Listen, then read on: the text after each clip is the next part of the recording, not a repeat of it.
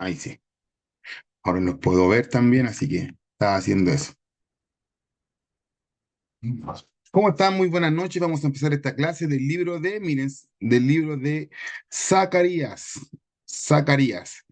No es algo chino ni japonés, es lo que quiero mostrar con el libro de Zacarías. Y como siempre yo empiezo diciendo que el libro de Zacarías tiene connotaciones muy importantes, pero siempre yo destaco un texto, siempre lo destaco porque es como el eslogan del texto, es el eslogan del libro. Este libro contiene 14 capítulos, pero en esta primera clase vamos a ver los primeros cuatro, ¿ya?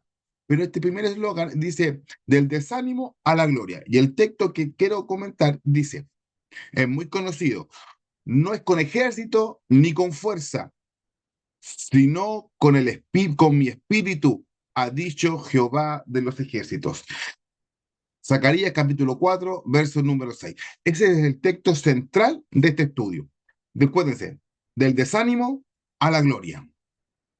Como primer punto quiero destacar, el propósito general de este libro tiene que ver con un recorrido que vamos a hacer en dos clases. Esta es la primera clase del capítulo 1 al capítulo 4 y tiene que ver con el contenido especial e inicial de arrepentimiento en la visión, con las primeras visiones nocturnas dadas por Dios para animar al pueblo judío a reconstruir el templo de Jerusalén. Y quiero destacar algo, que aquí se destacan las promesas de restauración, de purificación del sumo sacerdote Josué y de la fortaleza del gobernador de Zorobabel. Si usted se da cuenta, estos mismos personajes son los mismos que estaban en el libro de Ageo.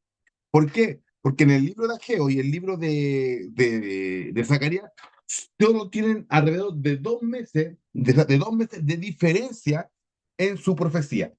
Pero acá te me he dado cuenta que hay cosas similares, pero que lo vamos a ir reconociendo a medida que vamos estudiando. Pero eso quiero identificar este propósito principal de este libro.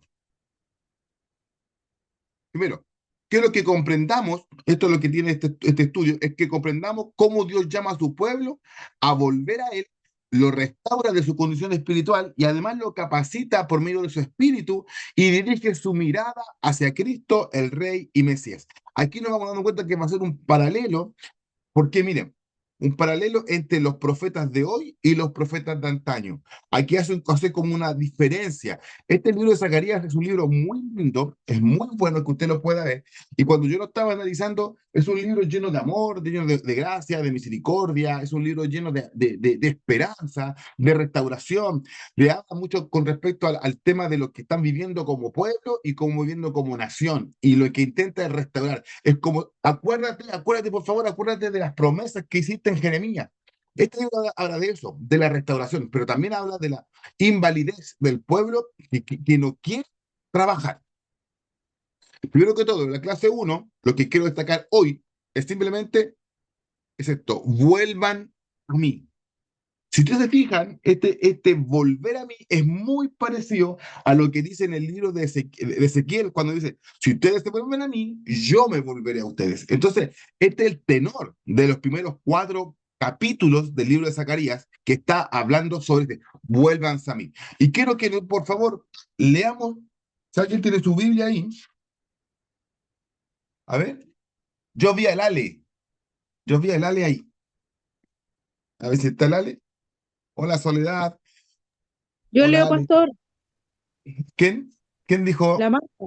Ya Yo, Marta, ya Marta, ¿puedes leer, por favor, el capítulo 1 del libro de Zacarías, ya, el verso número 3? Solamente el 3.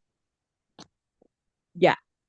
Dice, diles pues, así ha dicho Jehová de los ejércitos, volveos a mí, dice Jehová de los ejércitos, y yo me volveré a vosotros, ha dicho Jehová de los ejércitos.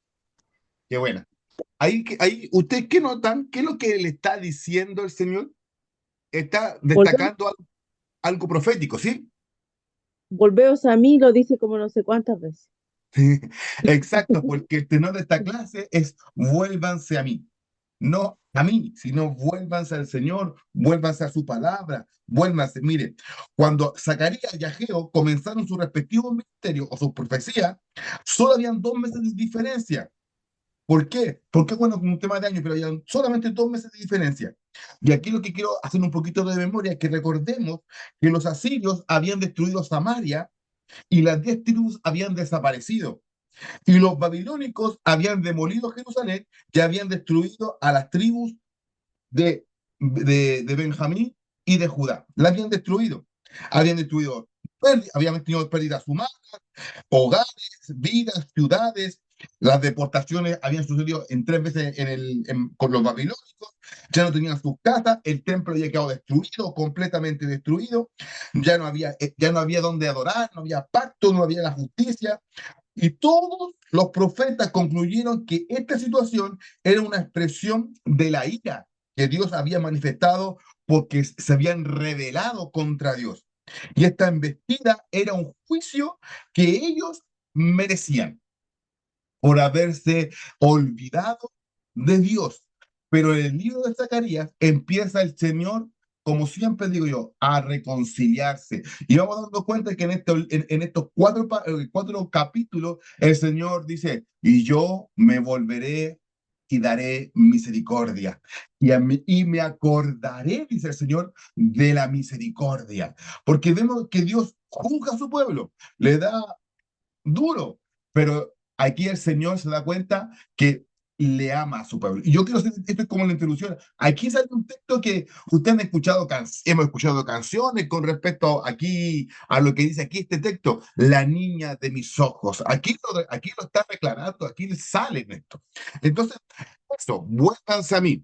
Y como lo acaba de decir la Marta, dice, Dios comienza en el capítulo 1, en el verso 3 a restaurar a su pueblo. Empieza el inicio de su restauración. Entonces, el contexto histórico de Judá es que se habían, como lo dije yo, habían sido deportados, estaban en una tierra extranjera, había habido un decreto de cielo para que volvieran a establecer, pero habían pasado muchos años hasta que ellos pudieran establecer y hacer algo. Y es por eso que dice, a mí, volveos a mí, se destaca en estos primeros 4 capítulos. Y también vamos a hablar sobre las primeras 4 visiones que tuvo Zacarías. Yo siempre he tenido un problema con el tema de las visiones porque uno tiene que darse cuenta que a veces las visiones, porque, hermano, es difícil poder interpretar una visión al contexto que quizás solo lo podemos invertir, pero aquí vamos a hablar sobre el contexto que está escrito según lo que el texto está hablando, no lo que se sugiere, sino lo que el texto está hablando. Y esto va a ser muy bueno porque nos vamos dando cuenta de que el Señor va hablando a través de las visiones y vamos a tener una idea similar. Y parece que cada uno vamos a ir deduciendo y vamos a tener una idea en común. Y al final también vamos a destacar también que habla sobre Josué y el renuevo. Es muy lindo lo que termina diciendo en el capítulo número 4 sobre Josué y sobre el renuevo. Nos damos cuenta que hay una palabra escondida ahí, renuevo, hay algo escondido ahí.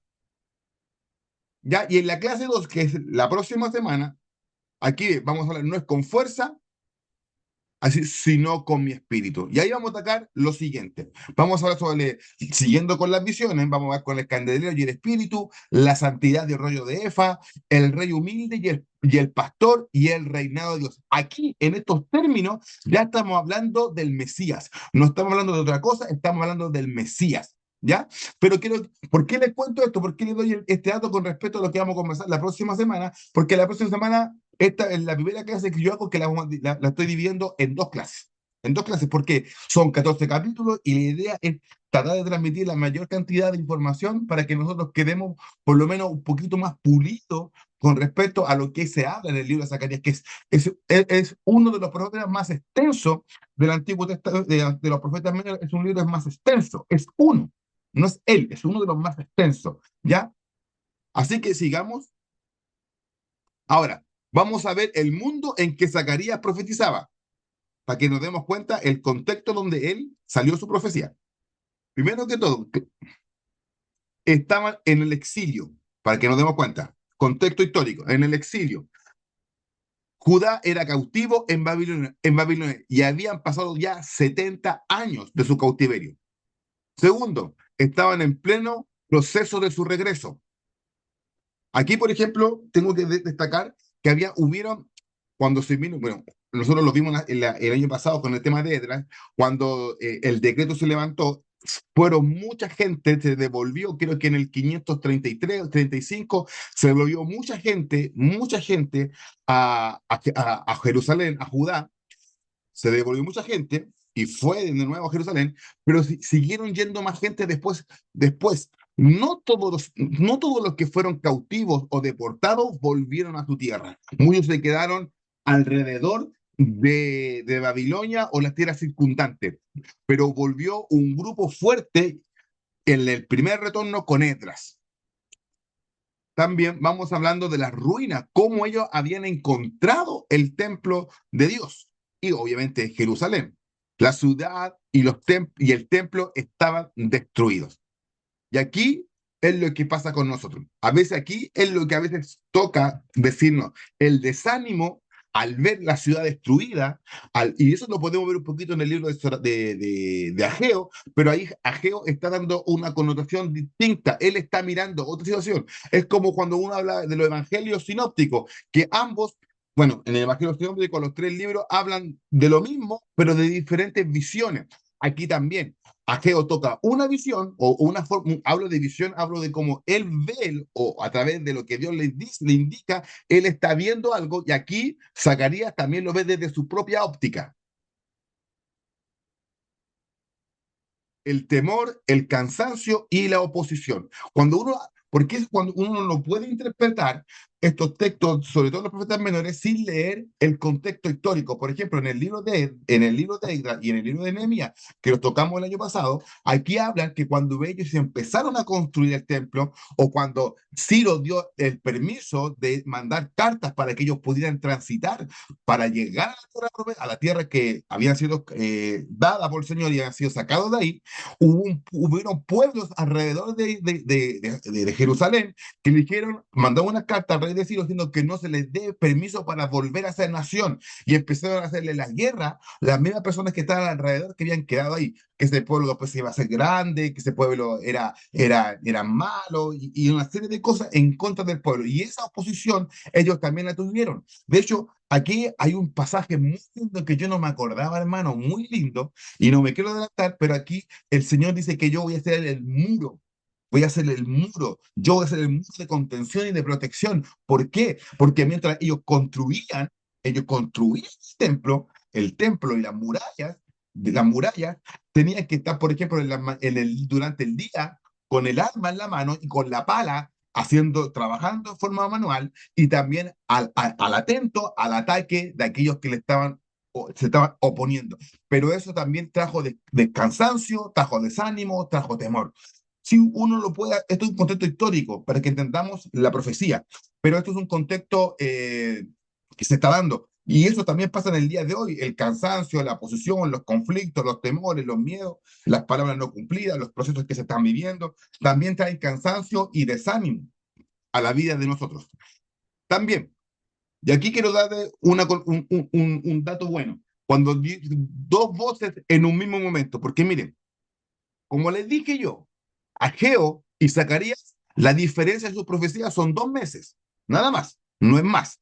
Pero Ageo dice, reconstruyan la casa de Dios. Esa es la visión que tenía Ageo, mirando el templo. Pero Zacarías dice otra cosa, vuelvan su corazón a Dios, mira el corazón. Las dos cosas más importantes que tiene el ser humano o el nuevo creyente es mirar a Cristo con tu corazón y mirar lo que Él hizo por nosotros.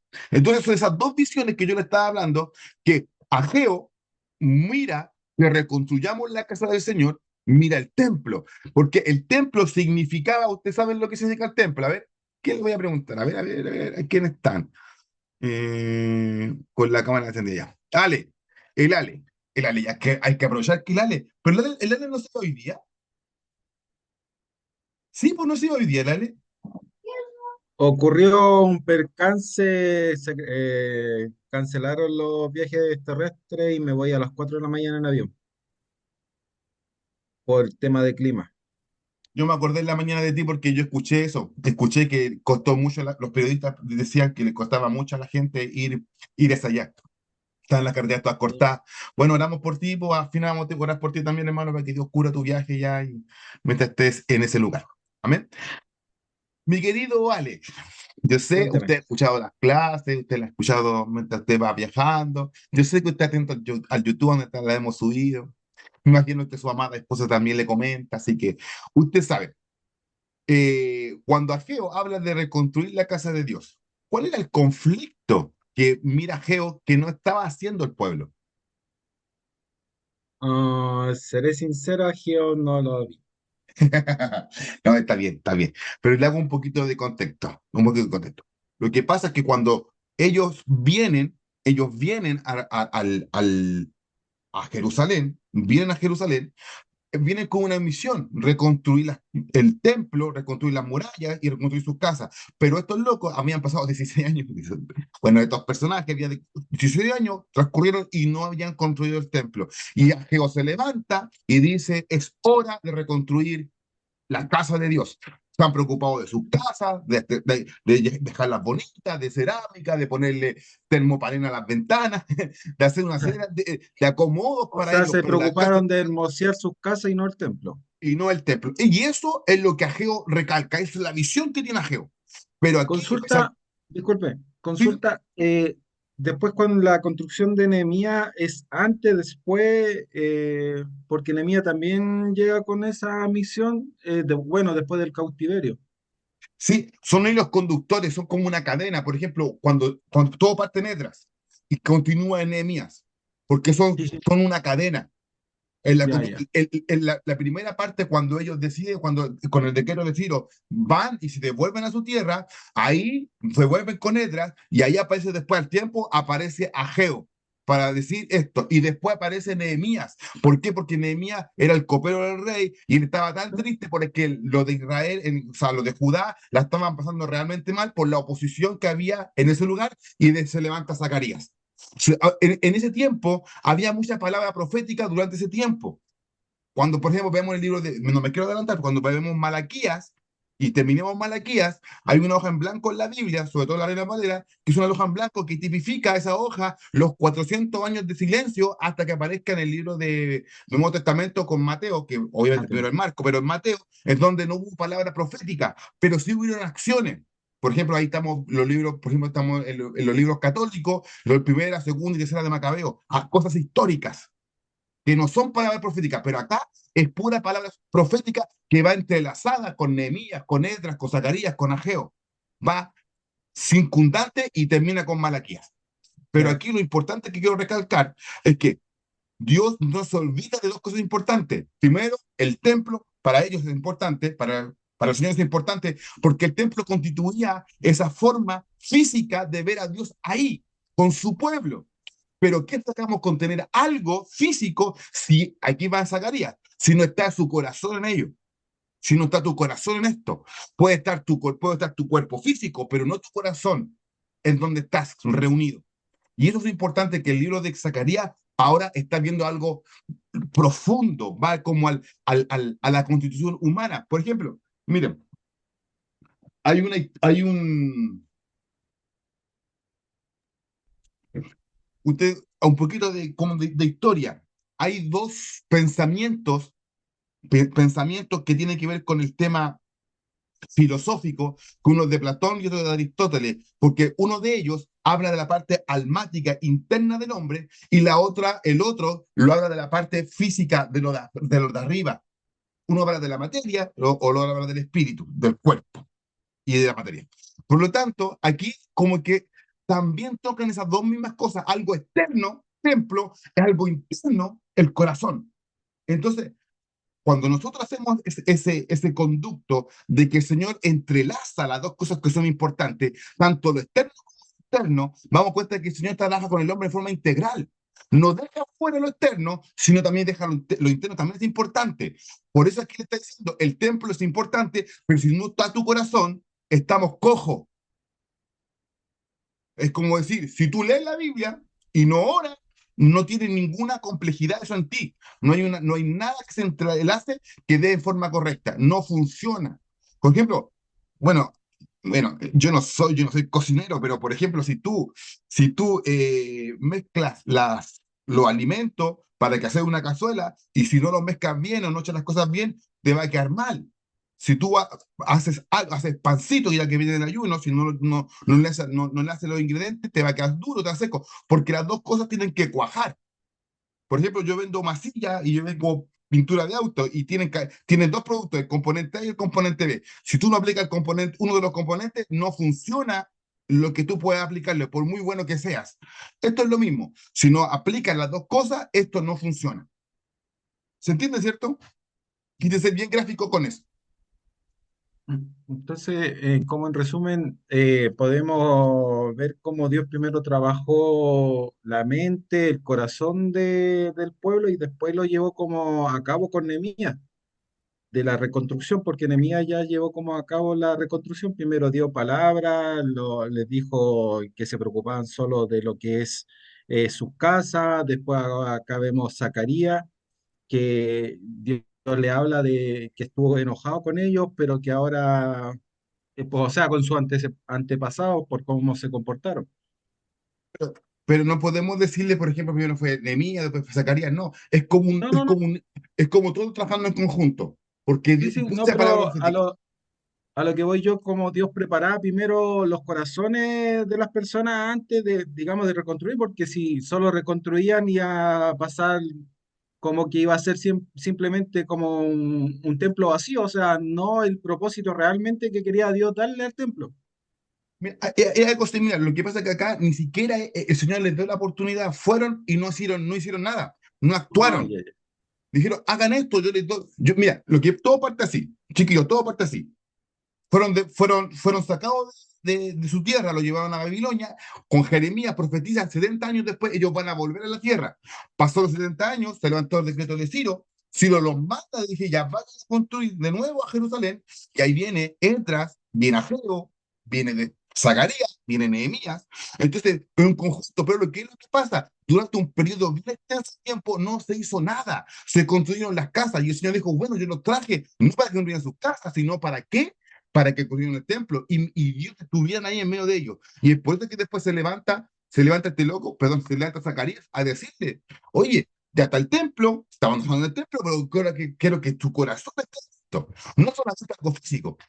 Porque aquí, mira, Dios no solamente quería reconstruir el templo, quería reconstruir también a su pueblo. Acuérdense que la idea de que ellos fueron deportados y era para que tuvieran esa cercanía con Dios, para que la relación con Dios pudiera fluir porque hasta el momento estaba siendo agotado. No había relación con Dios.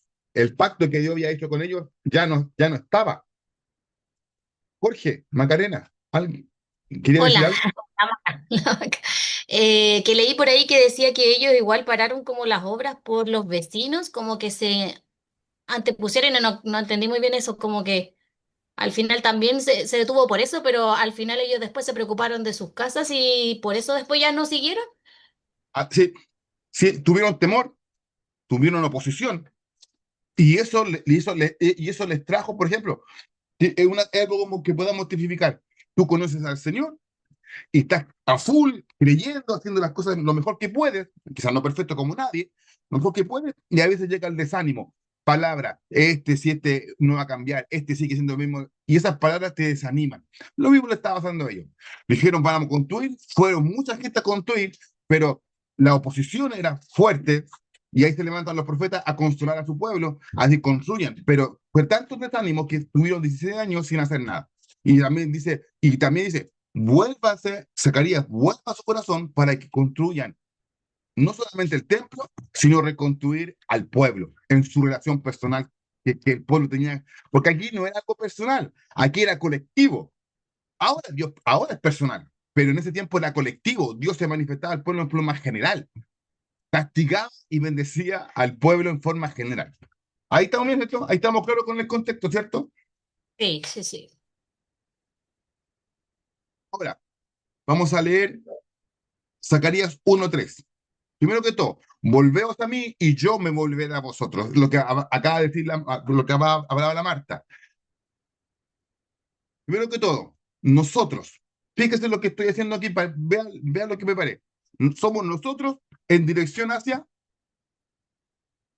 volvemos a mí, a Dios.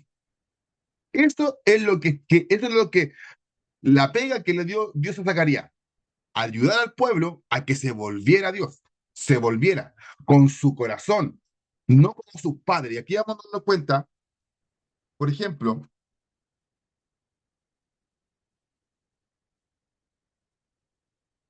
miren, a ver, hola Soledad, hola Oscar, ¿pueden leer por favor el capítulo 1, verso 5, por favor? ¿Pueden leer de Zacarías, verso 1, capítulo 1, verso 5? Yo lo puedo leer. Aquí está, Allá. 1:5. El Dice, 5 y el 5 y el 6. vuestros, vuestros padres, ¿dónde están? Y los profetas han de vivir para siempre, pero mis palabras y mis ordenanzas que mandé a mis siervos los profetas no alcanzaron a vuestros padres. Por eso volvieron ellos y dijeron, ¿cómo Jehová de los ejércitos pensó tratarnos conforme a nuestros caminos y conforme a nuestras obras, así lo hizo con nosotros? Amén. Aquí lo que está diciendo simplemente es que Dios quería tratarlos diferente a ellos y que ellos habían aprendido la lección de que no dejaran fuera de la ecuación a Dios. Eso es lo que quería enseñar al pueblo. No me dejaran fuera. ¿Por qué? Porque él estaba volviendo a la tierra, pero ya lo estaban dejando fuera. Por ejemplo, y aquí estaba el compromiso.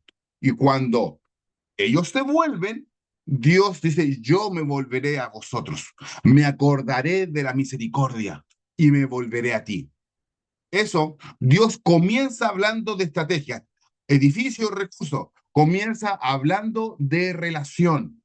No empieza hablando de cómo van a construir, no empieza hablando de cómo van a edificar, no comienza hablando de cómo vamos a hacer para conquistar los pueblos, todo, no, comienza hablando sobre la relación.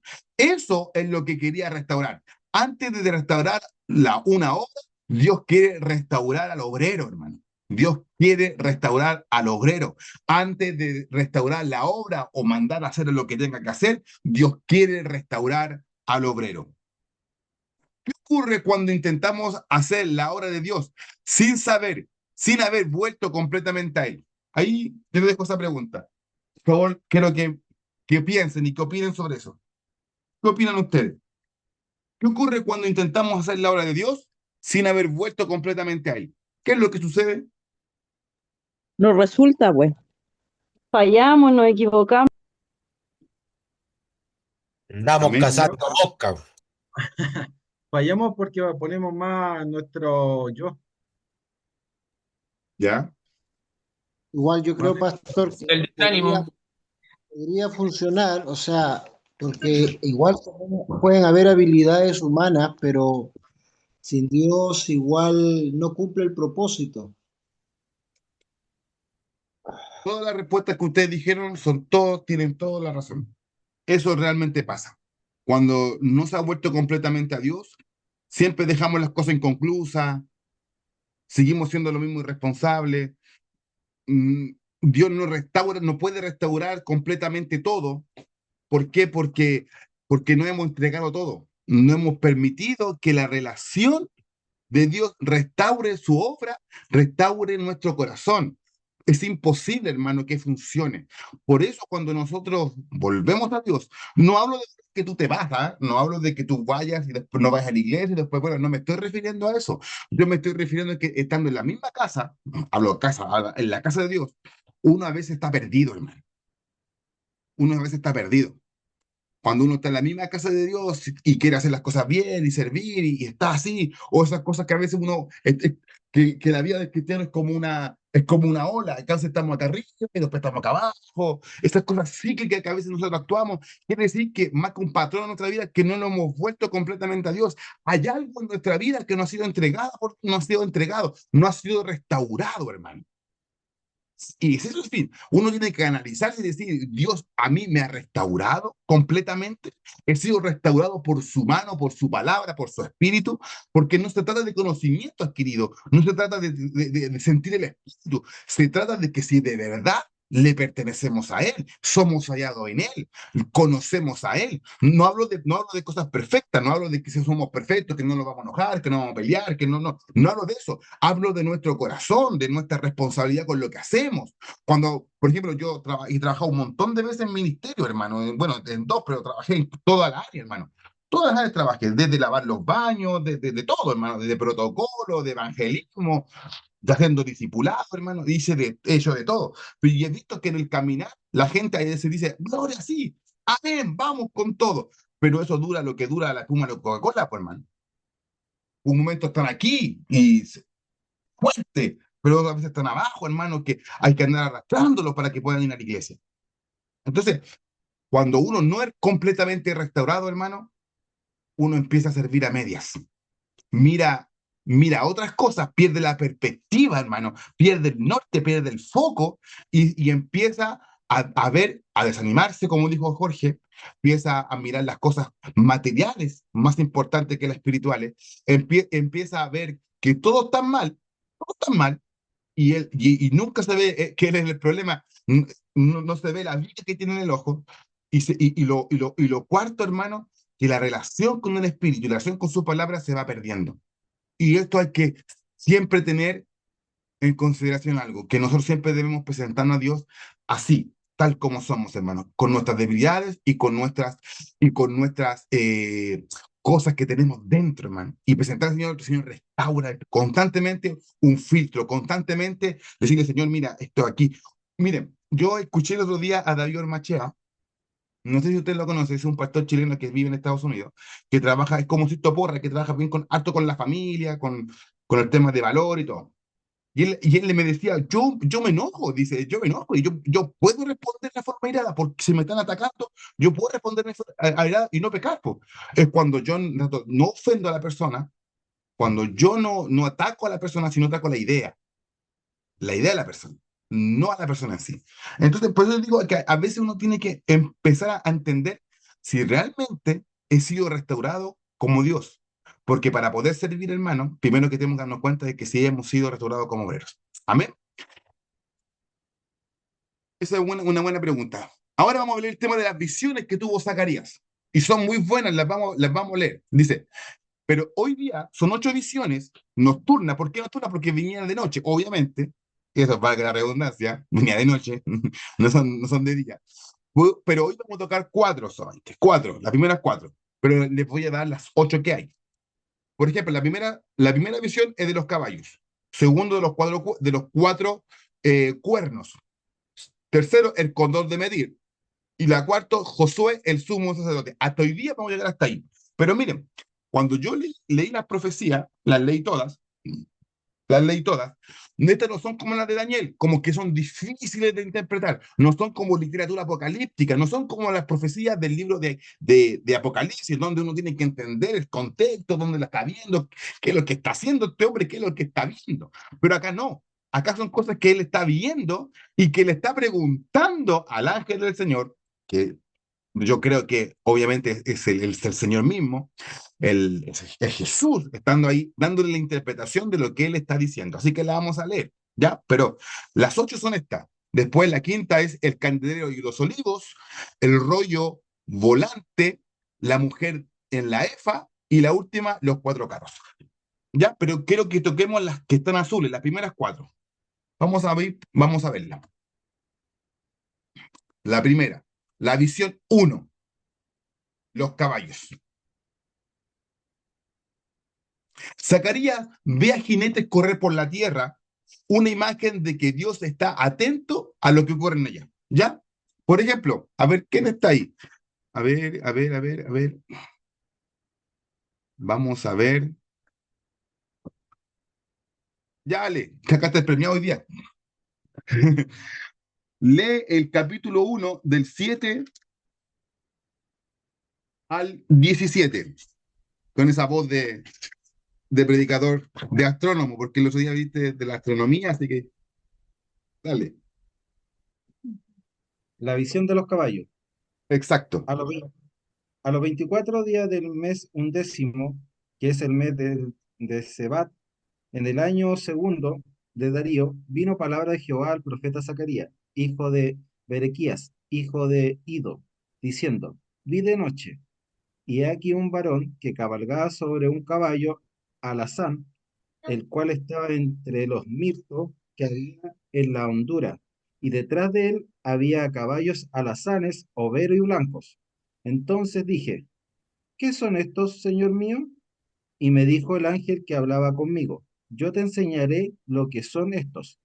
Y aquel varón que estaba entre los mirtos respondió y dijo, estos son los que Jehová ha enviado a recorrer la tierra. Y ellos hablaron a aquel ángel de Jehová que estaba entre los mirtos y dijeron, hemos recorrido la tierra, y he aquí, toda la tierra está reposada y quieta. Respondió el ángel de Jehová y dijo, oh Jehová de los ejércitos, ¿hasta cuándo no tendrás piedad de Jerusalén y de las ciudades de Judá, con las cuales has estado airado por espacio de 70 años? Y Jehová respondió, buenas palabras, palabras consoladoras al ángel que hablaba conmigo. Y me dijo el ángel que hablaba conmigo, clama, diciendo, así ha dicho Jehová de los ejércitos, celé con gran celo a Jerusalén y a Sión, y estoy muy airado contra las naciones que están reposadas, porque cuando yo estaba enojado un poco, ellos agravaron el mal. Por tanto, así ha dicho Jehová, yo me he vuelto a Jerusalén con misericordia, en ella será edificada mi casa, dice Jehová de los ejércitos, y la lomada será tendida sobre Jerusalén. Clama aún diciendo, así dice Jehová de los ejércitos, aún rebosarán mis ciudades con la abundancia del bien, y aún consolará Jehová a Sión, y escogerá todavía a Jerusalén. Amén. Gracias, Ale. ¿Se dan cuenta de lo que dice del 7 al 12, lo que habla? Porque hay un contexto bien místico, podríamos decir, o bien simbólico, o prefigura de los caballos de alazanes, que son de excelencia. Pero aquí simplemente está diciendo que mandó y quería ejemplificar algo para que la gente lo entendiera. Que aquí lo importante de esto es que después del 12 en adelante empieza el Señor a profetizar sobre el pueblo y darle la interpretación. Primero que todo aquí, lo que más me sorprende es que estaba airado por 70 años, ¿sí o no? Lo dice, estaba airado por 70 años. Y Jehová le respondió con buenas palabras, consolando. Cuando dice, y se lee con gran celo a Jerusalén y a Sión. Estoy hablando, miren un poquito, lo que tiene la cámara encendida. Miren un poquito, porque los demás no la tienen. Cuando usted ama a alguien, ¿cierto? Usted lo cela cuando dice, mira que está mirando este. Mira, ¿qué está haciendo en esa mirada? Entonces, y usted se aira, se enoja, porque ¿qué leyó? ¿Qué está mirando? Entonces, ¿y eso qué demuestra? Ya está bien, los celos no son buenos y ya está bien, exagerado y todo, está bien. Pero ¿qué demuestra? Que hay compromiso, que hay afecto, que hay amor, que hay un sentimiento de negación. Y es lo mismo que aquí está expresando el profeta. Dios celó a su pueblo porque, ¿por qué? ¿Por qué celó a su pueblo? ¿Por qué celó a Jerusalén? ¿Por qué celó a Judá? ¿Por qué? Porque el pueblo lo había olvidado. Hagamos un poquito de contexto. ¿Por qué fueron deportados a Babilonia Judá? ¿Qué más le puede decir? ¿Por qué fue deportado?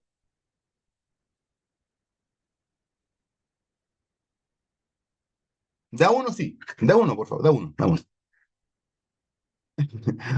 ¿Por qué fue deportado Judá a Babilonia?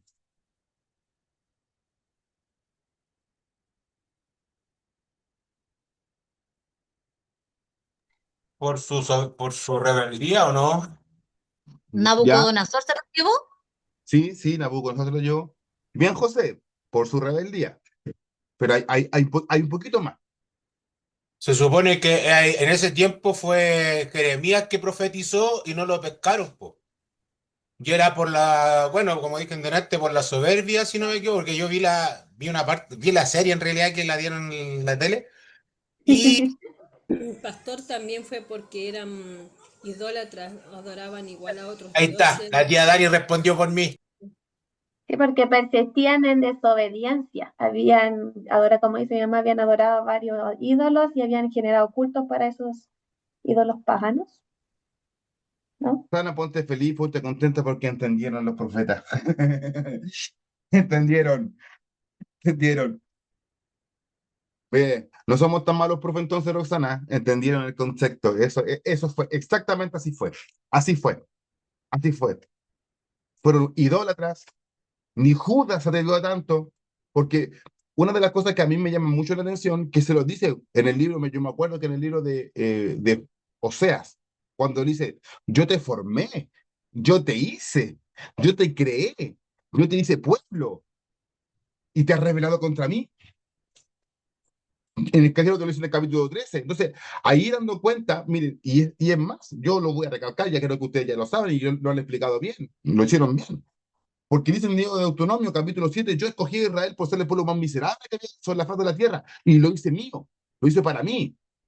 Y ellos se pervirtieron primero se pervirtieron durante todo el tiempo que estuvieron en la tierra prometida. Y Josué se los dijo en el capítulo 28 de Deuteronomio y 27. Si ustedes no imitan su conducta, no se casen con ella, destruyan a todos los que están ahí, no mezclen nada, porque tienen dioses, son idólatras.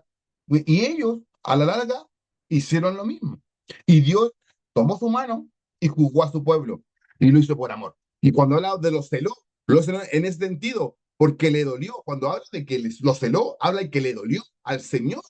Primero que todo, lo que hizo su pueblo durante bastante tiempo, y los celó. Pero miren el gran amor que Dios tiene, y lo expresa el profeta cuando le dice, yo estoy muy airado contra las naciones que hicieron el juicio que él dijo. Primero que todo, pero yo me airé y estuve enojado un poco.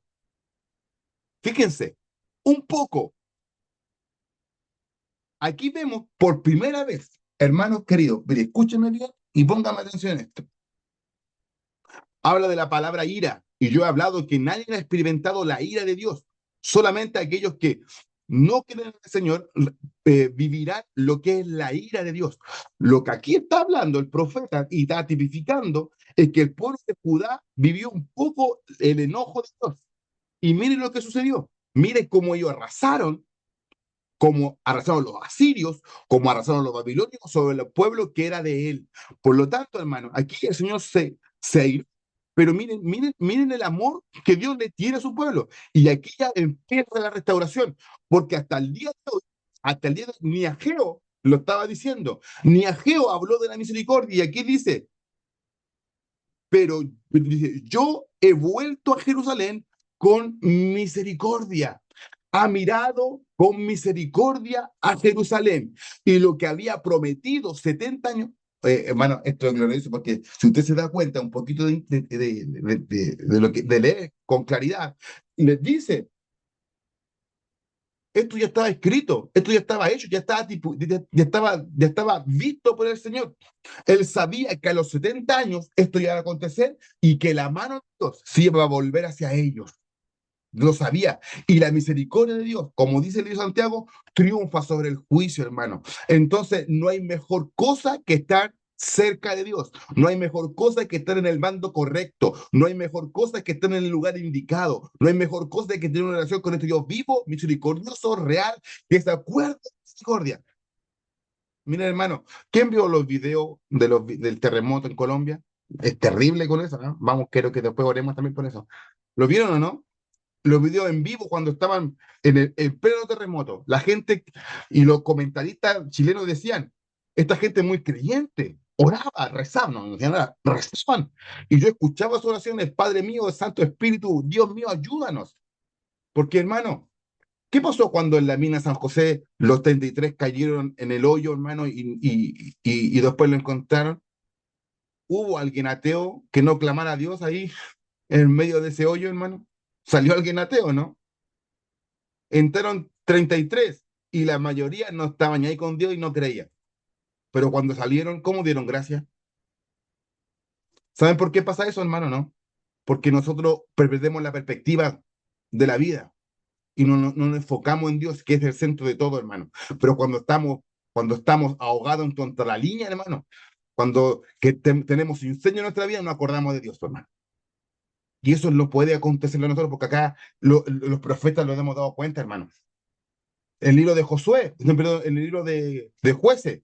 Es la declaración más triste, hermano. Creo que la pasada lo hizo, o lo hice yo, pero es la declaración más triste que he escuchado y que he leído en la Biblia. Y cada uno hacía lo que bien le parecía. Cada uno. No tenían idea, no sabían discernir ni la mano izquierda ni la mano derecha. Lo mismo que pasa hoy día, hermano. Como no vemos a Dios, como nos vemos actuar como en el Antiguo Testamento, si nos vemos la gracia de Cristo a través de la cruz, a través de la iglesia, a través de la reunión, no vemos que Dios actúe en contra de nosotros cuando nos equivocamos, sino que extiende su mano de misericordia, porque Él se acuerda que somos polvo, hermano.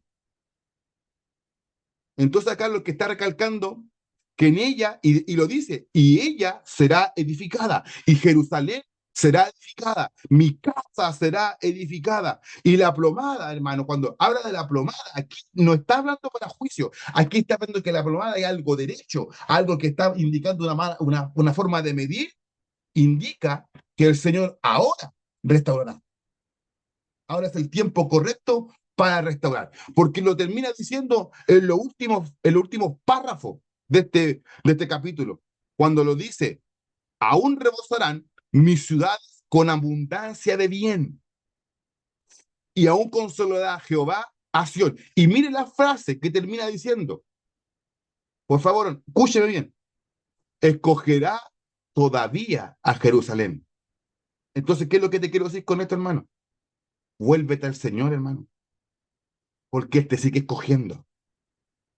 Vuélvete a Jehová, que todavía te sigue escogiendo, y Él restaurará. Se acordará de la misericordia de Él y establecerá un pacto. ¿Se acuerdan cuando habla en el libro de Isaías? Haré un pacto eterno, la misericordia eterna de David. Cuando veamos los profetas mayores, vamos a dar cuenta que esto tiene mucho significado que va entrelazado con los profetas. Volveos a mí, volveos a mí. Y Ezequiel lo dice, yo tengo pensamientos de bien, no de mal. Pero donde dice Jeremías, mis pensamientos son mucho más altos que los tuyos. Entonces, cuando vemos esto, hermano, es hora de volverse al Señor. Es hora de volverse. Y no es que estés perdido, hermano. No es que estés en el mundo. No es que volviste a consumir marihuana, volviste a embriagarte, volviste a tener pensamientos lujuriosos. No, no. No me refiero a eso. Es tu corazón, hermano.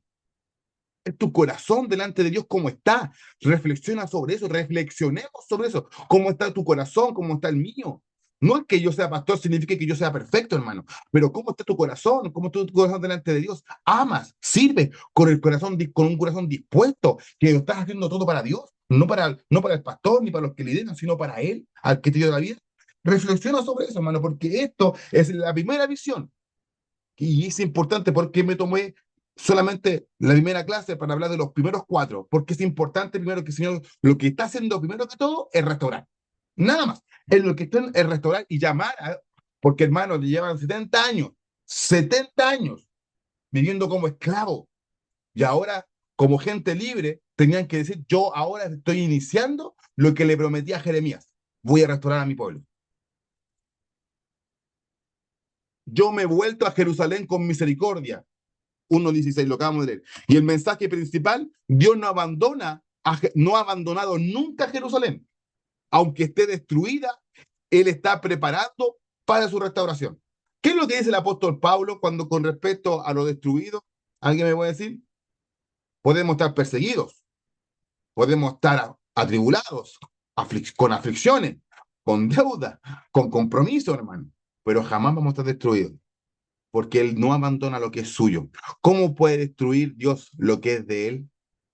¿Cómo lo puede destruir lo que es de Él? Entonces, hermano, no hay ninguna excusa para que tu corazón hoy no se vuelva a Él.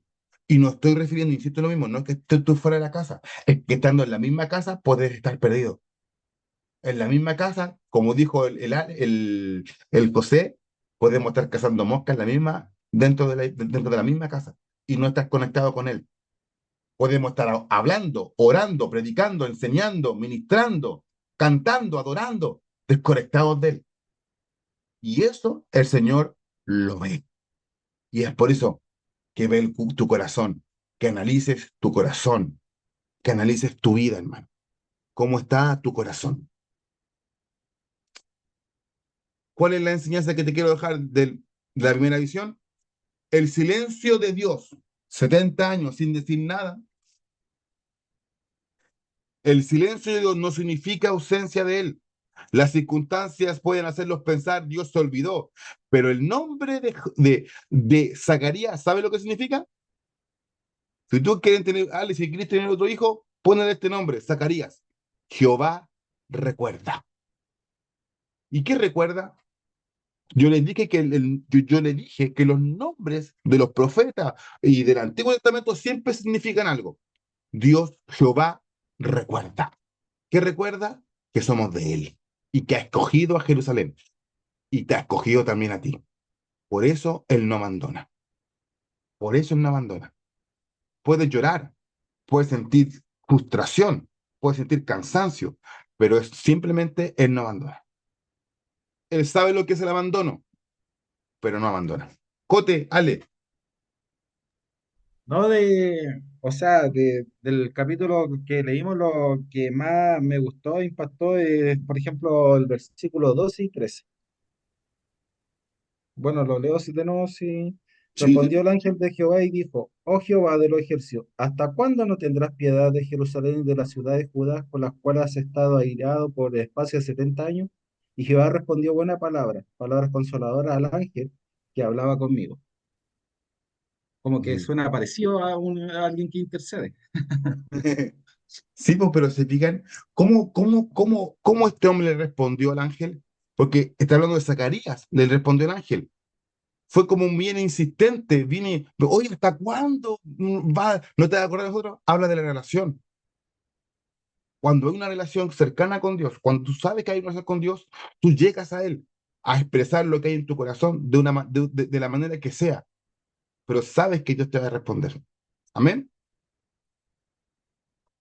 Y eso es bueno que ustedes vayan identificando cuáles son los textos que más les gustan. Eso es bueno. La segunda visión, y menos ante todo, vamos a ver los cuatro cuernos. A ver quién está ahí, quién está ahí, quién está ahí, quién está ahí. Ahí estoy yo, no. Ahí, ahí está ahí.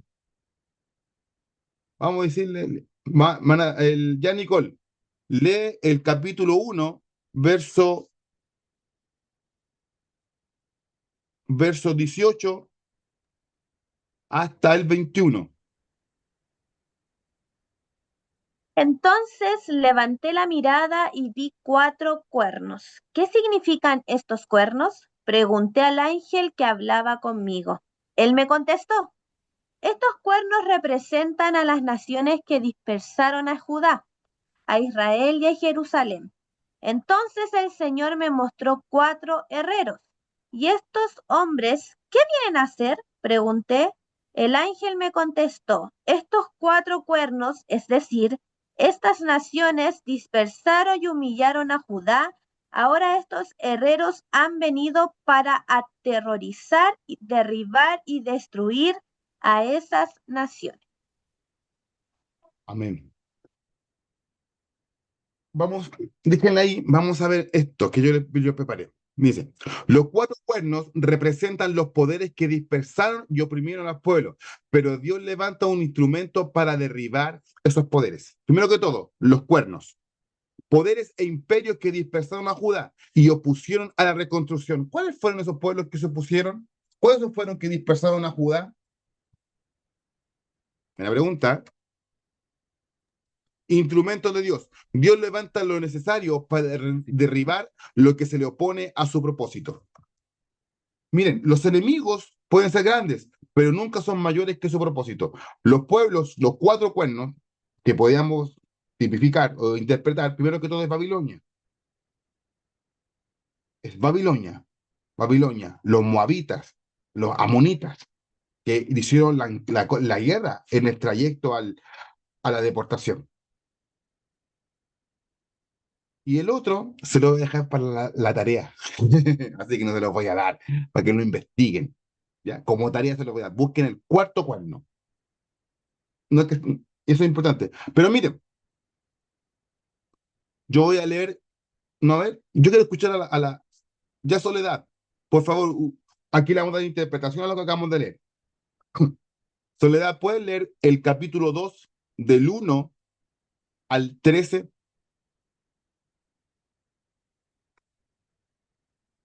Del capítulo 2, del 1 al Amén. 13. Al ser y he aquí un varón tenía un cordón. Y le dije, ¿a dónde vas? Y él me respondió, a medir a Jerusalén, para ver cuánta es su anchura y cuánta su longitud. Y he aquí salía aquel ángel que hablaba conmigo y otro ángel le salió al encuentro y le dijo, corre, habla a este joven, diciendo, sin muros será habitada Jerusalén, a causa de la multitud de hombres y de ganado en medio de ella. Yo seré para ella, dice Jehová, muro de fuego en derredor, y para gloria estaré en medio de ella. Huid de la tierra del norte, dice Jehová, pues por los cuatro vientos de los cielos os esparcí, dice Jehová. Oh Sión, la que moras con la hija de Babilonia, escápate, porque así ha dicho Jehová de los... Tras la gloria me enviará él a las naciones que os despojaron, porque el que os toca, toca a la niña de sus ojos. Porque aquí yo alzo mis manos sobre ellos y serán despojo a sus siervos, y sabréis que Jehová de los ejércitos me envió. Canta y alégrate, hija de Sión, porque aquí vengo y moraré en medio de ti, ha dicho Jehová. Y se unirán muchas naciones a Jehová en aquel día, y me serán por pueblo, y moraré en medio de ti. Y entonces conocerás que Jehová de los ejércitos me ha heredado a ti. Y Jehová poseerá Judá, su heredad en la tierra santa, y escogerá a una Jerusalén. Calle toda carne delante de Jehová, porque él se ha levantado de su santa morada. Gracias. Amén. ¿Se dan cuenta que hay términos muy lindos aquí? Muy lindos. Yo hace mucho tiempo yo oraba así, po. Yo seré para ella, dice Jehová, muro de alrededor y para la gloria estaré en medio. Mire lo que está haciendo, lo que está hablando el profeta, lo que está hablando con respecto a lo que él está haciendo con su pueblo. Miren, yo preparé esto para que ustedes la puedan ejemplificar. El cordón de medir y el muro de fuego, así le puse yo. Primero que todo, muro de fuego. Dios está en el centro, la gloria en medio. Fíjense, alrededor de ahí, lo azul que está cubierto, está hablando que es el pueblo y el Señor está alrededor, ese muro de fuego, y nadie puede penetrar. Eso le está diciendo a su pueblo. Primero que todo, yo seré para ella, dice Jehová, un muro de fuego alrededor de ella, y para la gloria estaré en medio de ellos. Zacarías 2:15. Dios protege desde afuera y habita en medio. Una iglesia no es más grande por su muro ni por su construcción, sino por la presencia de Dios en medio de ella. En medio de ella. Lo que acá quiero resaltar, hermano, es la importancia de tres cosas. Primero que todo, va a ser el muro de protección contra los enemigos. Segundo, está hablando que nadie toca a la niña en sus ojos, si lo tocan a él, a la niña, a lo que tanto amó. Pero fíjense, aquí no es que sea contradictorio. No, que, por ejemplo, no es que ellos cumplieron un juicio delante de Dios, pero lo que él está juzgando es que fueron atroces en juzgar a su pueblo, fueron masacradores. Entonces le tocaron y él va a salir en defensa. Miren, el pueblo de Israel hasta el día de hoy sigue teniendo hoy día preponderancia. ¿Y a dónde están los babilónicos? Desaparecieron, por hermano. No existen esos pueblos, no existen los moabitas, no existen esa etnia, no existen, hermano, pero sí los israelitas.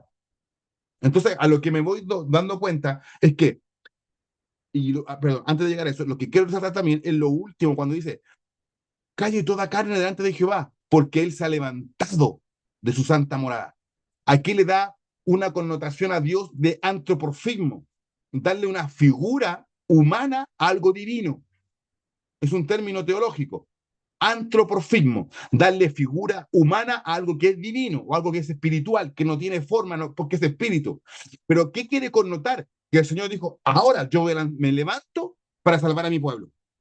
Eso quiere decir, yo me levanto hoy y contra todas esas naciones que fueron en contra de mi pueblo y lo apresionaron, lo ahogaron, quisieron destruir y yo saldré en su defensa. Es como decir, ahora clamaste a mí y yo te voy a responder. Y fíjense, no sé si se dieron cuenta, a ver, aquí está, Mana Daniela, por favor, lea el 11, el 2, capítulo 2, verso 11.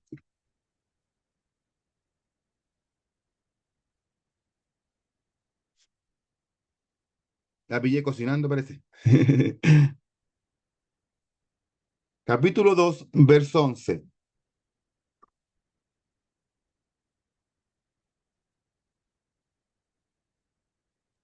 No se escucha. La Daniela lo va a leer porque yo no puedo leerlo, estoy silente, pastor. La Ya, Danielita está al lado mío. ya que lo lea, por favor. Ya. Hola, Hola, hola. El 2:11, solo el 2:11. ya. Dice, y se unirán muchas naciones a Jehová en aquel día y me serán por pueblo y moraré en medio de ti y entonces conocerás que Jehová de los ejércitos me ha enviado a ti. Perfecto. Ya, por favor, le doy un super 8 a quien que me interprete ese texto. Ese texto Habla tiene una, sobre nosotros. ¿Cómo fue? ¿Cómo fue? ¿Le da un superacho a quién? ¿Qué? a quien interprete ese texto. Porque ese texto tiene Habla sobre algo, que todas las naciones se van a unir en aquel día y le serán su pueblo. Somos nosotros. Habla de lo que iba a pasar. habla de los gentiles, somos nosotros, porque habla de naciones y lo significa nosotros Él era un conocemos bien, super. Selma. Bien, Selma. Sí, a eso se refiere. A eso se refiere al pueblo escogido por Dios, no al pueblo de Israel, sino a aquellos que le iban a reconocer, aquellos que le iban a servir, aquellos que en su mente, Señor, en su preexistencia, ya tenían en consideración que le iban a creer. Ahí estaba ahí estaba la Nicota, ahí estaba la Pamela, ahí estaba la Roxana, ahí estaba el Coque. Ellos, algún día, en un texto mesiánico, es un texto mesiánico y que todavía no se ve cumplimiento, pero se va a cumplir en algún momento. Por eso esta profecía es tan importante y la quiero recalcar porque el Señor en algún momento va a cumplir su palabra, vendrá y tomará lo suyo. Por eso te digo, hermano, vuélvete a Dios, haz las paces con Dios. Si crees que en algún momento no tienes una relación profunda con Dios o crees que estés tan lejos, hermano, acércate, porque tú te acercas y Él se acercará a ti, hermano. Y entrega tu corazón, dispone tu corazón a servirle, a amarle, a adorarle, a estar en medio de Él. Porque Él es el muro que tú y yo necesitamos para subsistir. No necesitamos reja, hermano, no necesitamos seguridad, no necesitamos un cortacorriente. Lo que necesitamos es que Él esté en medio de nosotros, tanto adentro como a nuestro alrededor. ¿Se acuerdan cuando ese pasaje de los Salmos, cuando dice el ángel de Jehová acampa alrededor de los temen y los defiende? Lo mismo. Eso estoy diciendo, que el Señor está dentro tuyo y al contorno tuyo, alrededor tuyo, porque Él es tu muro de defensa. Miren, se lo voy a ejemplificar de la siguiente manera. Josafat, se pusieron, lo asediaron, hermano, lo asediaron. No me acuerdo muy bien qué puede haber sido los asirios o puede haber sido Egipto, que lo asediaron, fue y dijo, Señor, ¿qué voy a hacer ahora? Se levantó el profeta y dice, canta. Y empezaron a cantar, empezaron a adorar al Señor y todos los enemigos que iban en contra de él, destruyeron, hermano. Entonces, no necesitaban los muros. Lo mismo, hermano, no necesitas poner barreras ni excusas para servir a Dios. No necesitas poner un límite a Dios. Entrégate completamente a Él de una manera sincera. Abre tu corazón, abre tu espíritu, abre tu mente y déjalo que penetre las capas de tu corazón. No le pongas más trabas a Dios, que Dios no lo vas a sorprender con tu vida. Él ya te conoce. Ya, si Él te conoció en la eternidad, no te conocerá ahora, no nos conocerá hoy. Cuando dijo en el Salmo 129, mi embrión vieron tus ojos. ¿Qué le podemos ocultar al Señor? ¿Qué le podemos ocultar al Señor? ¿Qué le podemos decir? Ah, no, Ale, no me digáis eso, hermano. No. Yo no pensaba eso de ti. Eso es mentira, hermano. Dios dice, y dice en los evangelios, Él tiene contado todos los cabellos de nuestra cabeza y los tiene a todos, los conoce a todos, hermano. Todo. ¿Qué le podemos ocultar a Él? Venir a mí, dice el Señor, los cargados, los tribulados, los confusos, y póstense. Eso es lo que yo quiero tratar. Eso es lo importante que quiero decir en esta noche. Eso. Esa palabra todavía no se cumple, pero se cumplirá. Porque si Dios lo dijo, Dios lo va a hacer. Amén. ¿Se entiende perfectamente, cierto? Si tienen alguna duda, por favor, díganmelo. Díganmelo. Sí, Amén. sí, vamos entendiendo. Ya. Eso es bueno. Eso es bueno. Ya. Sigamos entonces. Visión número 3. La visión número 4. O sea, el capítulo 3, pero la visión número 4. Dice Josué y el sumo sacerdote. Esto es muy lindo, hermano. Es muy lindo. Y quiero avanzar, quiero terminar a las 10. Primero que todo, vemos que el acusador.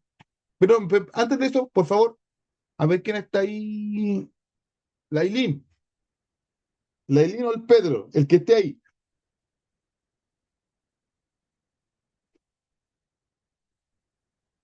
Bueno,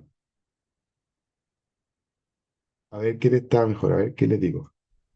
Yo lo puedo Vaya, leer, lo tengo acá. ya, La Selma. ya. Ya. Ya, Selma, ¿puedes leer, por favor, el capítulo 3 del verso 1, al verso 10? Por favor, ¿lo puedes leer? Ya, pastor. Dice, visión del sumo sacerdote Josué.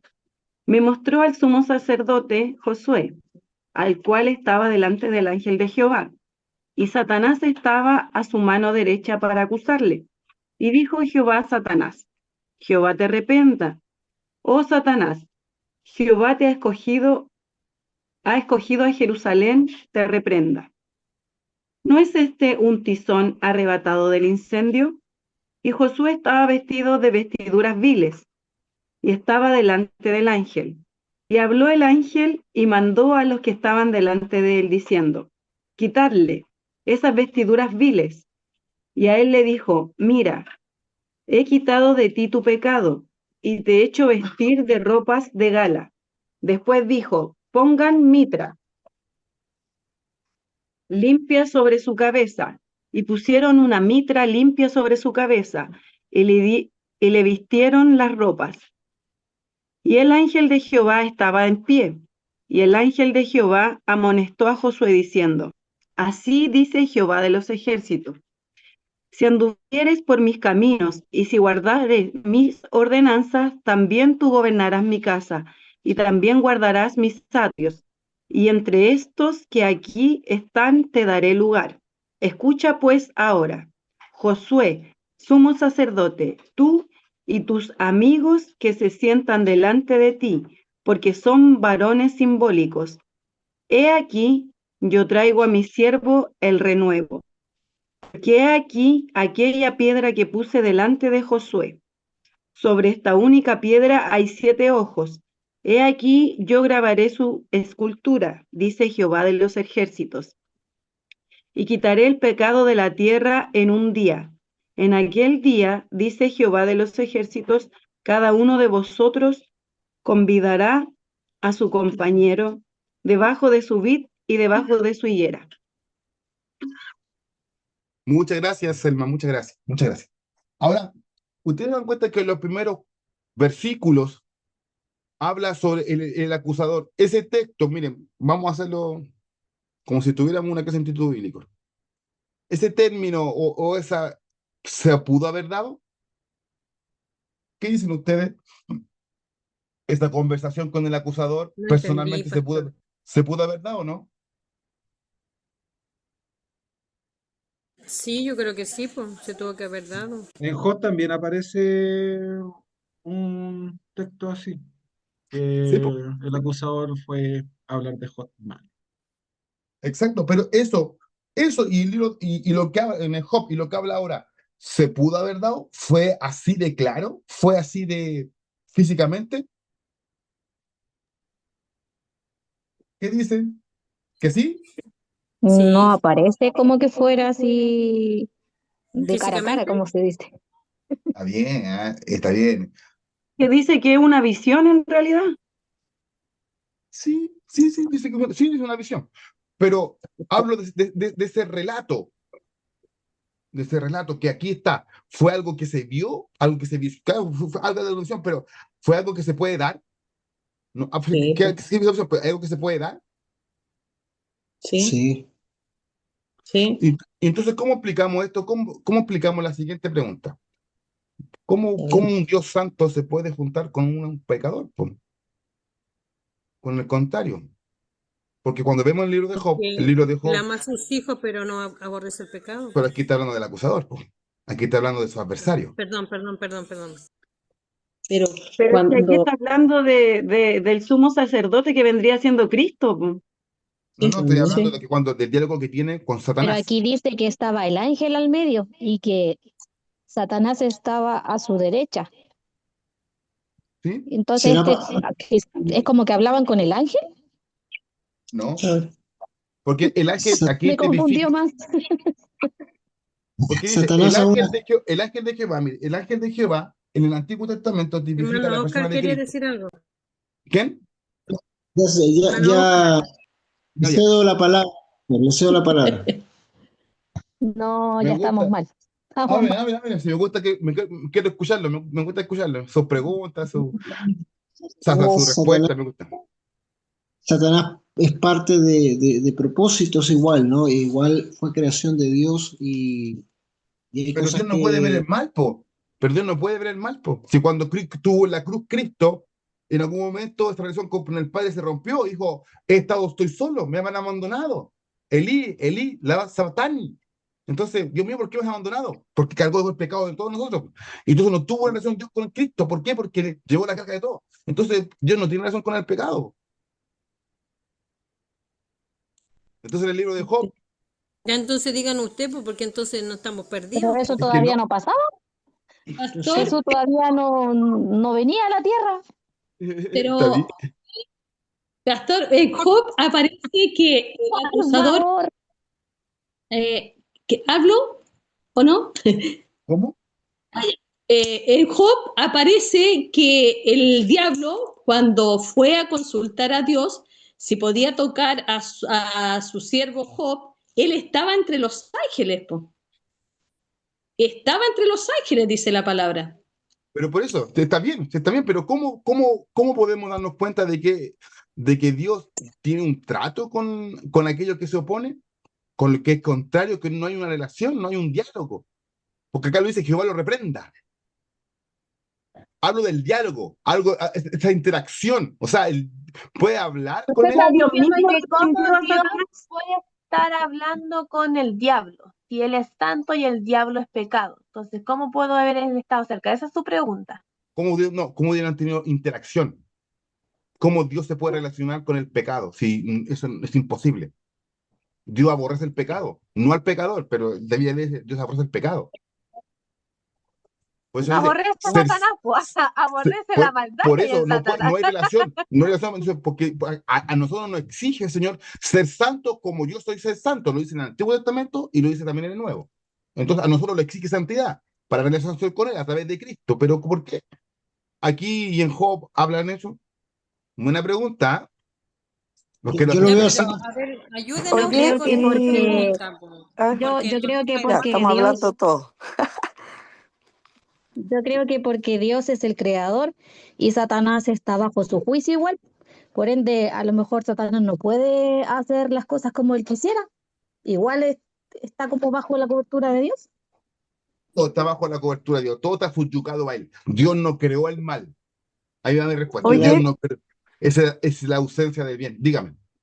eh, bueno, lo que pasa es que igual en Job, yo me acuerdo que en una de las clases del Instituto Bíblico, no sé si era así, pero el profesor igual nos hizo debatir como el tema de Job, en el cual ese relato, hoy no sé si es una herejía, pero que ese relato, sobre todo el de Job, no es como tal, no, no sé cómo explicarlo. pero es Un como una mito, que era un alegoría, mito. es como una alegoría, como algo que no sucedió, Dios, porque el diablo no tiene la capacidad para hablar con Dios, no puede, no, él jamás podría entrar a hablar con Dios.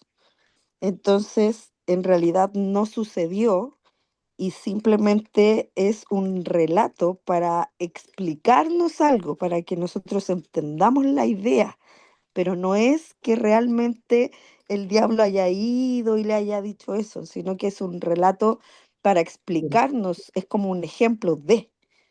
Eso yo me acuerdo no me acuerdo qué profesor fue, pero ahora tampoco lo confirmo al 100, pero yo me acuerdo que nos hizo debatir al respecto de eso, que fue algo para ejemplificarnos, pero el diablo no tiene esa potestad, no puede, jamás podría haber entrado a la presencia de Dios a hablar con él. No sé, eso quería aportar. Sí.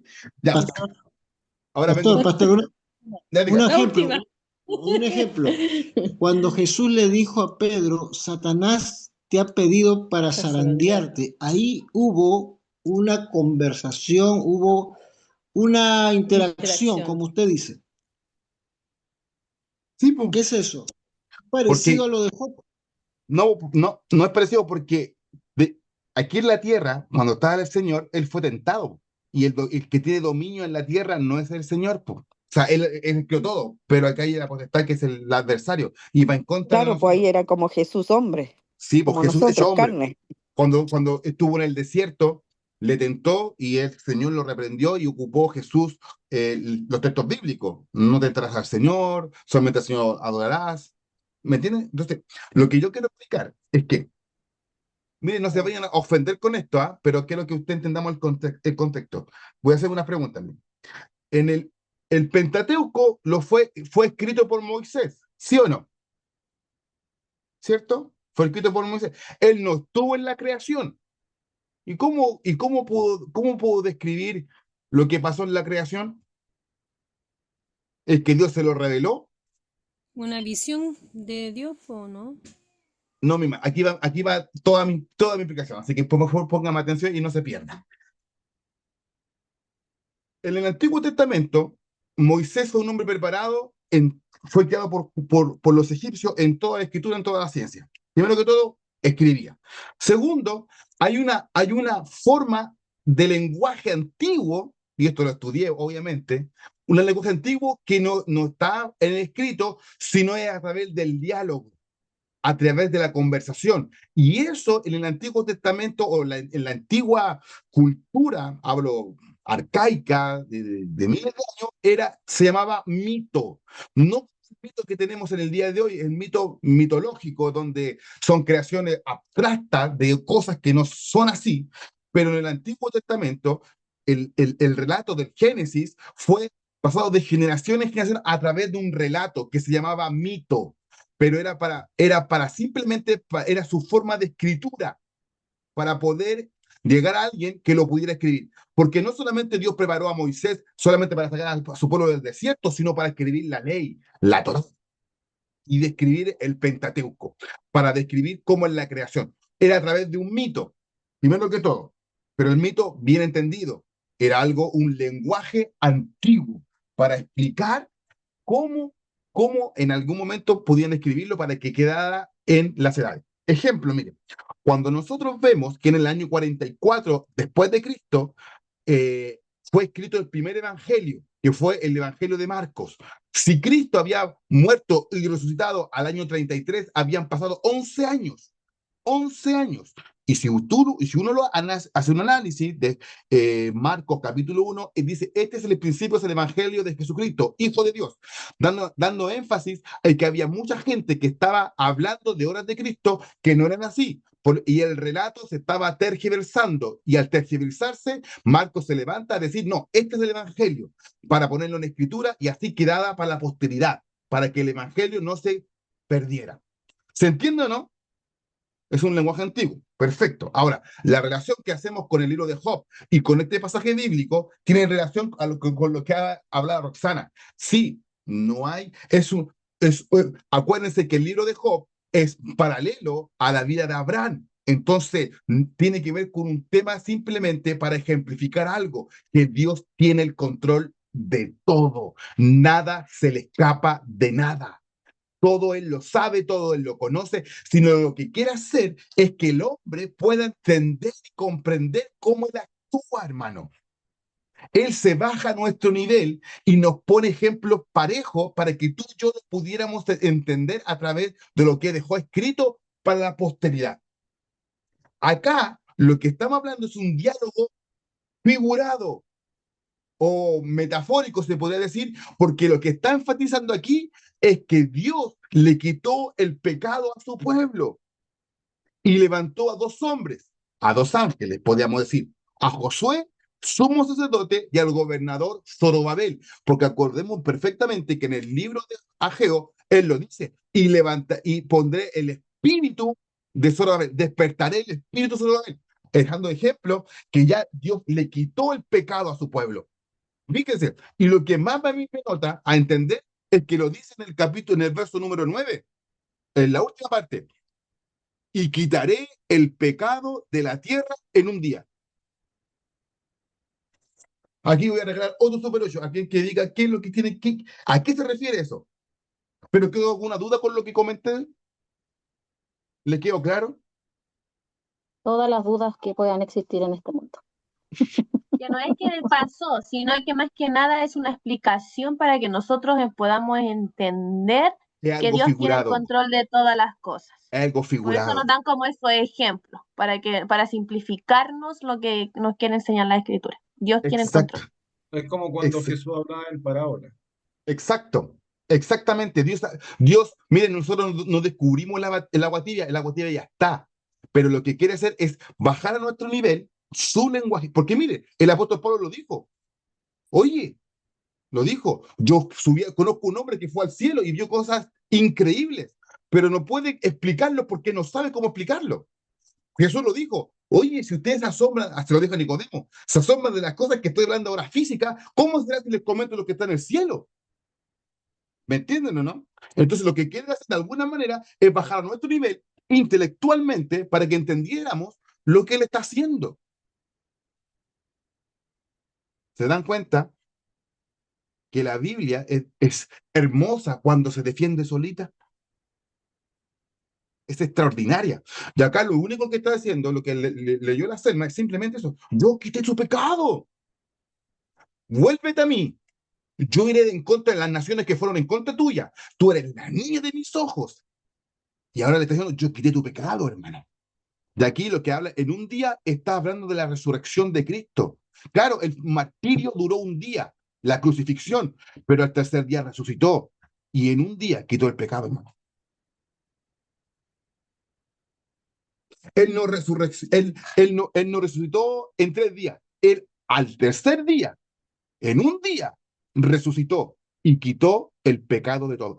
Fíjense lo que está uniendo, lo que está diciendo, algo profético que de alguna manera se iba a ver cumplimiento en el libro de Isaías 53.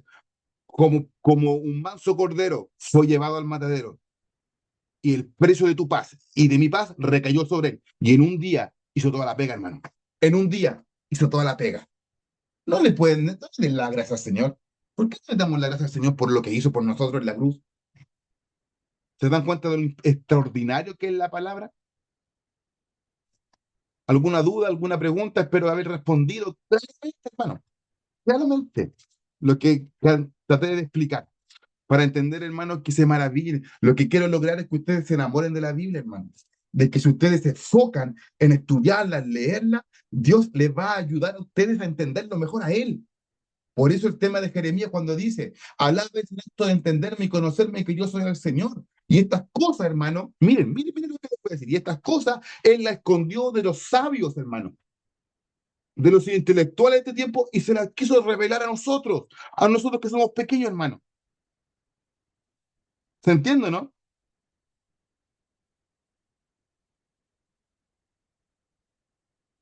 ¿O quedaron Sí, con dudas? se entiende. No, no, sí se entiende. Yo creo que igual los temas de las visiones son como complicados, pero sí entendimos el punto. Bueno, por lo menos yo sí entendí el punto. Pero Es si que, yo lo leo así nomás, el puro capítulo 3 que había leído la Selma, yo era como que lindo el Señor. Yo lo veía así, era como que, oh, el Señor, no está ni ahí con que nos estén acusando todo el rato, Él nos limpia, nos quita la ropa. Y, ¿no? Y cuando eh, mira, y le está hablando el sumo sacerdote y le cambia las vestiduras de andrajosa, y no es lo mismo, no es un similar al libro de Apocalipsis cuando dice que nos dará vestiduras blancas, cambiará de lino fino, ¿no? Me imagino que Oka cantó esa canción, po, y a su esposa le ha vestido de lino fino. Y lo ha vestido de lino fino, le cambió las vestiduras. Y cuando tú y yo conocimos a Cristo, nos cambió nuestro interior, nuestra forma, nuestra vida nos cambió, nos vistió de nuevo. Y aquí le está hablando a sumo sacerdote y toma algo importante, que eso, bueno, no es que todos lo podamos interpretar, pero cuando uno lee un poquito más, se da cuenta que habla de la mitra, de la mitra, de la mitra. Y la mitra era como el turbante que ellos tenían, que simbolizaba, ¿sabes lo que simbolizaba eso, no? Y simbolizaba pureza, habla de un cargo sagrado, hermano, y que la justicia viene de Dios. Esto está recalcando también. Se la cambia, eso andrajoso que tenía, lo viste ahora de justicia al sumo Pastor, sacerdote. ¿Ya? en el 6 no sé si será, yo sé que en una de esas no es textual, pero igual me llama la atención, no el 6 bueno, el 8 dice, escúchenme, oh Jesúa, somos Fue, sacerdotes y ustedes los demás sacerdotes. Ustedes son símbolos de lo que está por venir. Eso como que me llamó la atención. Que les dice a ellos que ellos son símbolos de lo que está por venir. Me imagino que lo que está por venir es Cristo, ¿cierto? hermano, ¿Por qué no, se me no, mueve no, la cabeza? no es Cristo. Si usted lo lee detalladamente, el contexto está hablando de ti, está hablando de mí, está hablando de nosotros. ¿Por qué? Porque primero que todo, acto simbólico, quita el pecado, nos da una nueva vestidura, nos pone un turbante que significa que somos santos, que restauró una nación la que se perdió en Adán, la restauró a través de Cristo, y ahora encima nos presenta justo. Habla de nosotros, Perfecto. porque son símbolos de nosotros, lo que hoy tú y yo tenemos. Mire, te diste una prédica, pues, Nicole. No, si yo lo escucho y era como que estuviera predicando. Pero, pero nos damos cuenta que eso es lo que está haciendo. Claro, lo que está diciendo al inicio es como alguien te está acusando, no merecía, fueron unos desgraciados, unos infames, pero es un contexto simplemente para decirle, yo a mi pueblo le quité el pecado, le cambié las vestiduras y lo puse como sacerdote.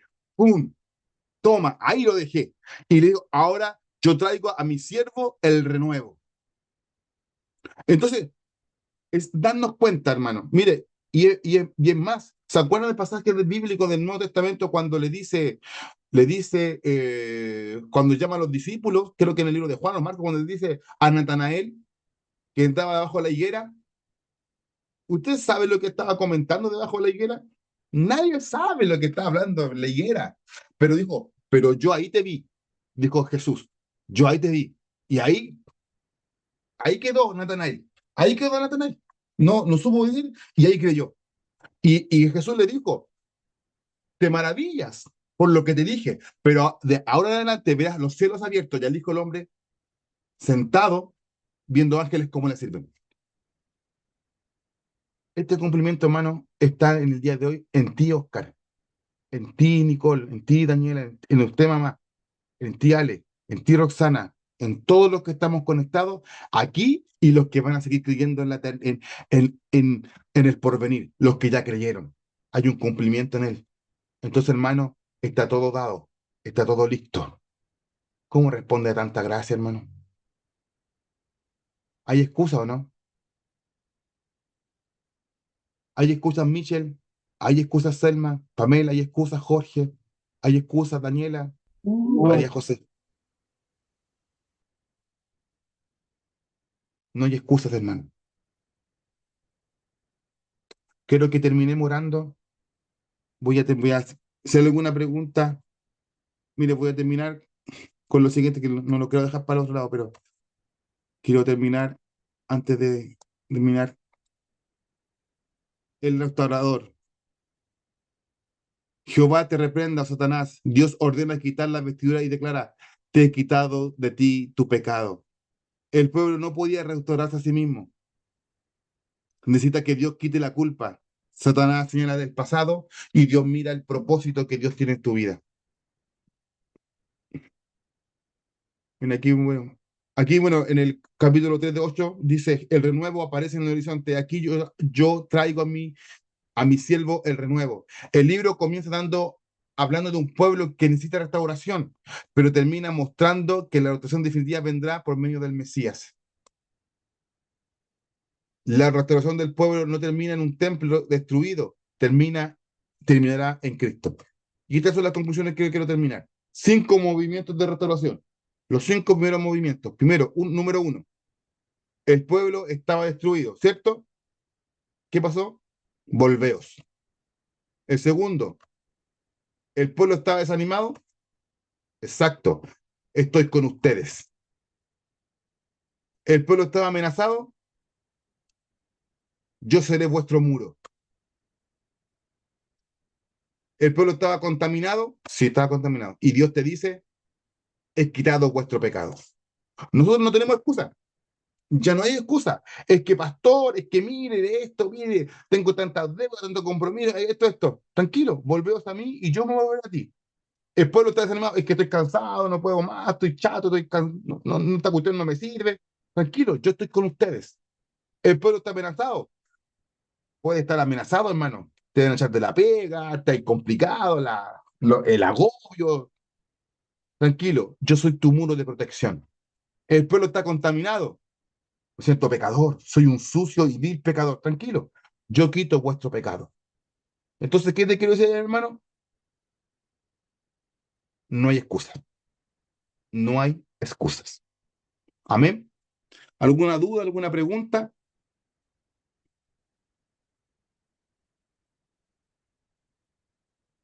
No hay No, excusa. quedó clarito. Deben haber, pero yo creo que así, que a medida que Léanlo. nosotros vamos Mire, también yo, eso, estudiando y leyendo el libro, yo creo que vamos a ir concluyendo lo que usted nos ha ido explicando durante este tiempo. perfecto. Si hay una duda que ustedes tengan, hablen por privado y se las digo, ¿ya? Pero espero que lo haya bendecido con este libro, hermano. Espero que lo hayan bendecido, que hayan entendido lo profundo. Y estamos hablando de los primeros 4 capítulos. O sea, ¿qué los primeros 4? Los primeros 3 capítulos. Los primeros 3 capítulos vimos. Y yo sé que lo posterior va a ser mejor todavía. Amén. Así que bendigo su vida. Al estar todavía aquí, voy a